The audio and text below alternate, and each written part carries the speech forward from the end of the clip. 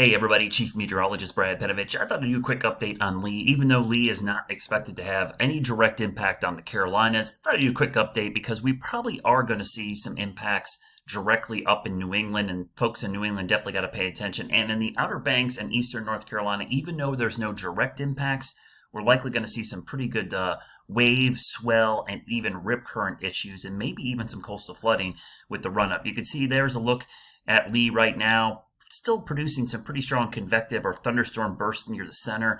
That is going to continue for a while. I'm going to show you the wider view here in a second, but I want to show you the spaghetti plots because we have really high confidence in the forecast once it gets up to Bermuda. Now, there starts to be a little bit of spread as we get to the north, and this is where things become more problematic. So from about, I would say, eastern Massachusetts into Maine and then up into eastern Canada, that's the spread of the center. But the concern here, that's where the center goes. By the time this storm gets up here, it is going to get really, really wide. It is going to be a big storm. So the tropical storm force winds are going to extend way out to either side really far. So you see the swath of winds that could impact the coastal sections of New Jersey, Long Island, definitely Connecticut, Rhode Island, Massachusetts, New Hampshire, and Maine. The real concern, though, I think is going to be that run-up of the strong surge that's going to move up here, because if you see as the track heads towards areas towards New Brunswick, the shape of the coast here is really problematic. This shape here and all that water getting pushed in this direction, that is going to produce some significant storm surge up there. But I want to focus on the Carolinas here because even though the storm is expected to pass far to the east, we are going to see some huge rip currents and likely maybe even some significant wave heights there.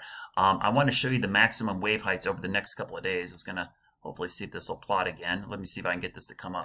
So again, these are the wave heights over the next 90 hours or so. And it kind of shows you there are going to be some big waves out here. And again, notice how they're going to hammer the Outer Banks. If you look over here, these are 25 to maybe 30-foot waves that are going to be pushing towards the coast, even though the storm is going to be way out here closer to Bermuda. So if you're on the Outer Banks, you're still going to see probably some significant wave and coastal flooding. I think even overwash of many dunes and some flooding. Don't let your guard down on the coast, where you have susceptible areas to this high wind and wave action. Let me quickly kind of show you the super ensembles just to reiterate what we're doing here with this track. You can see, yeah, it's going to stay mainly to our east pretty far. Very high confidence forecast here. So this is not something that is, if it's a pretty much a 90% certainty that this storm is going to stay over here. The uncertainty comes in up here. You can see the spread up there.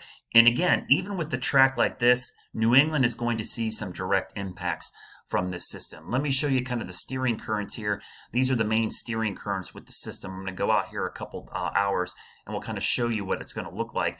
Let me go out about 72 hours. You see there's our hurricane, there's our high, there's the first trough coming down. This is why the Carolinas will get saved, because this trough right here is going to be enough to erode the ridge and pull it to the north somewhere in here and not make it go back to the west. So that's the good news. As we even go further into the future here, you can see it gets tugged back to the west a little bit because the first trough lifts out and the next one comes in back in here, and it might wrap it or pull it back to the left or west, which means Maine, Massachusetts, New Hampshire, Rhode Island, Connecticut, even Long Island could see some direct impacts from what is going to be a very large tropical storm or minimal hurricane. So don't get caught up in the intensity of the hurricane. It's going to be a big storm pushing a lot of water. So folks in New England, you need to pay close attention, but for everybody else here in the Carolinas South, this is looking like more of a rip current issue for the coast.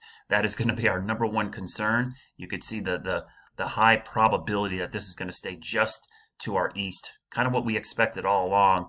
Very good confidence in the forecast, and it's kind of nice to see the model guidance be very consistent here. Of course, we've got other systems out there we got to keep an eye on over the next couple of days. We can start posting about those later this week, but good news for the Carolinas. We are 90 to 95% safe from Lee, except for that surge and maybe swell action that we're going to see on the Outer Banks. So make sure you stay weather aware out